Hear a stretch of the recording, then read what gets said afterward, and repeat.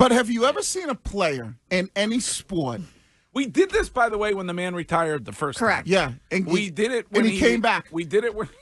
I think once is fine enough. I think if he comes back again after a roast and everything else, Yeah. I think it's too much. Hey, listen to this, Wiggy. On the Subaru of New England text line, you saw how defensive he was at the roast, which Courtney brought up, when it came to Robert Kraft. Texter says he would never come back and play in the division. And I also saw him on a boat saying, don't test me, young quarterbacks, and make me have to come out of retirement. What we have never saw a player in any sport. If Tom Brady came back and played today, let's just say he did and he went to Miami. Team's in his backyard, doesn't have to travel, doesn't have to go way to the West Coast. They have an unbelievable offense. They have the most dominant, skilled player in the NFL in Tyreek Hill. If Tom Brady came back today, honestly, would he be looked at as a top 10 quarterback? yeah. You mean before he plays? Like Phil from the Cape says he probably would not. Hello, Phil? Yeah, Wiggs, you got to, whatever, I mean, I don't know what the strand is that you're smoking on or chewing on this morning, but one of the last games I got to witness firsthand inside of Raymond James was the Bengals playing Tom Brady's Bucks. Burrow, even in today's current Timu version of a Backstreet Boy, I'm pretty sure he could spank Tom Brady. Tom Brady had a bazillion weapons down in Tampa, and he couldn't get the job done. Joe Burrow, easily. You left him off that list. Phil. He had a bazillion weapons his final year in Tampa. Were you watching that team? He did. You're gonna tell me that his offensive weapons alone, every single target he had, Curtis? Come on. Did you see the roster he was throwing to? Mike Evans was banged up. Godwin was coming off a knee injury. Brady, he had no offensive line. Could have ruined his career by continuing to go one more year. Look at his numbers. Look at the year before his final year. He was the MVP of the NFL. Curtis, let me say this. Phil, here's his numbers. Yeah. His last year, top 10 touchdowns, top 5 passing yards. He was in the worst league in the NFL. He was in the worst division of the NFL. But I'm talking about overall. His only Super Bowl ring was the COVID year. Overall,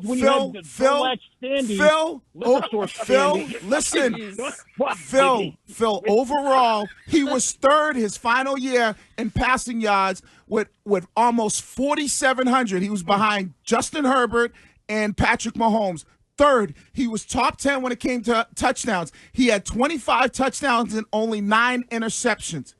His quarterback rating that year was a little low, was 90. But we're talking about a team in Miami that look what Tua was able to do with that type of talent.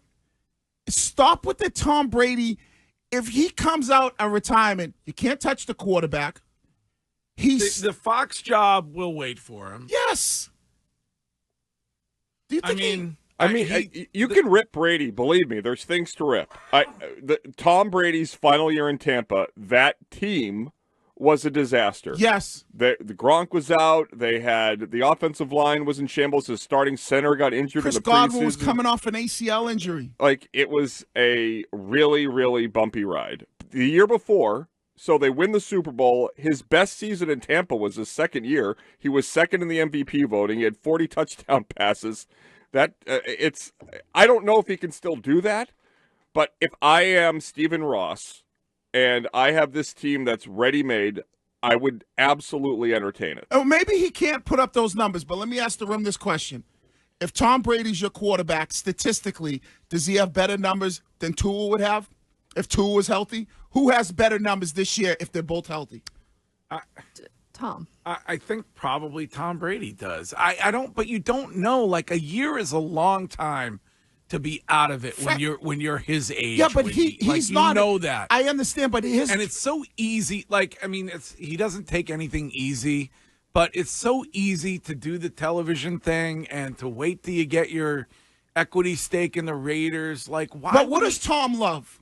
Himself. He loves himself. And he loves people talking about him. Yes. Right. He loves attention. If he did this and came out. What if he called his own games while he's on the field? Yes. But no, honestly, though, serious talk.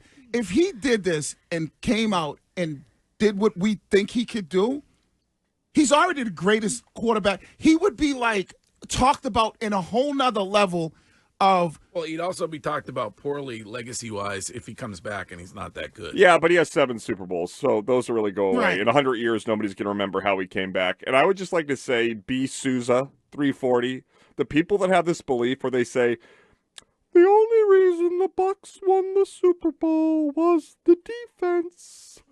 The Bucs that year had the same preseason over-under win total as the Patriots.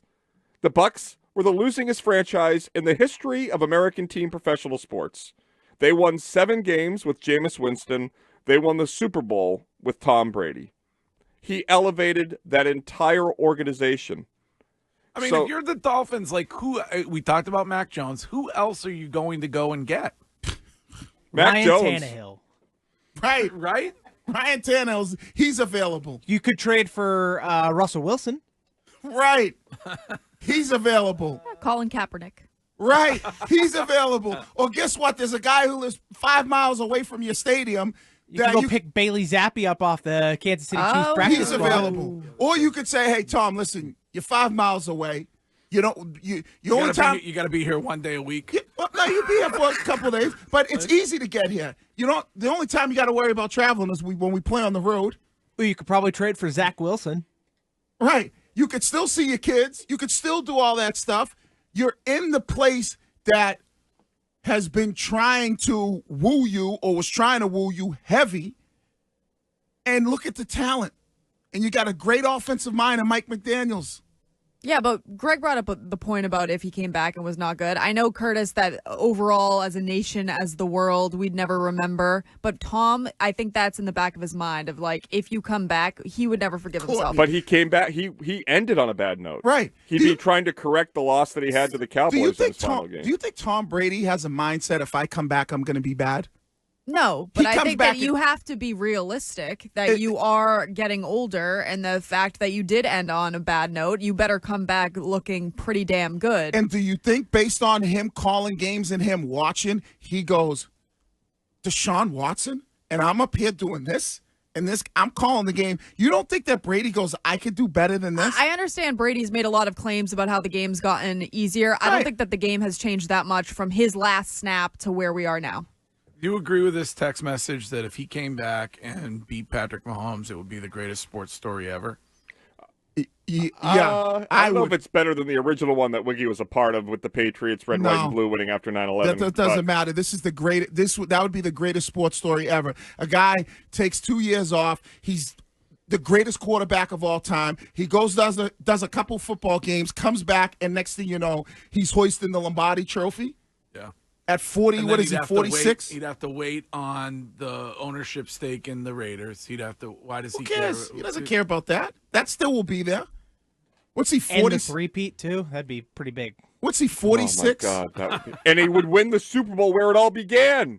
New Orleans. Right, and how old is he, 46 years old? 40. I mean, if he does well in Miami, then I'm sure He's the Rich Hill of quarterbacks. Stephen Ross would give him. Don't you ever put Tom Brady and Rich Hill in the same sentence. I just wanted to make you mad. They would give him an equity stake down there. He's not worried about that. Is that your alias, Greg, when you check into a hotel? Rich Hill. Rich Hill. TBD, as Craig Breslow said yesterday. I don't think he appreciated the Rich Hill comment yesterday. That was Craig he Breslow. gave a single chuckle and then went silent. Right. Speaking of people that like Quidditch, Craig Breslow. All I know is it's just trending all over the place. Oh, it is? Brady, I Brady hate to you, Wiggy. Miami. Of course it is. That's how social media works. You got me excited. No, hey, Curtis, listen. He's not coming back, Curtis. Don't worry. Listen, it might be, it might be in the world that we see it, fantasy land, but it's a reality in I could Miami. take James to see Tom Brady Week 5 at Gillette Stadium. You don't think the Miami's Dolphins owner is calling Tom all the time? I don't care if they're calling all But the time. that's the Tom Brady would have to accept for I him know, to be on the field. But it's a reality in the world of the Dolphins. it's fantasy land to us, but to them it's reality. It's more likely Santo actually casts a spell with a wand than Tom Brady comes back. Listen, football. I'm not saying he's coming back or anything, but it's a reality. This is something that the owner of the Dolphins is probably picking up the phone every single day. Tom, please come play. And he'll do that all season long. Tyreek Hill just did an extension. You're not going to waste this guy's Tyreek Hill's, getting towards the ends of his career. Mike McDaniels has a team that has high-powered off. It's their reality. I don't know why people don't see that. I don't know if this is an accurate report or not, but the superintendent of Brockton Schools just offered him $14 million to play there this season. The Herald just quoted that as a fact. Is that true? I don't Just know. keep our eyes on it, All man. right, we're going to keep our eyes on it.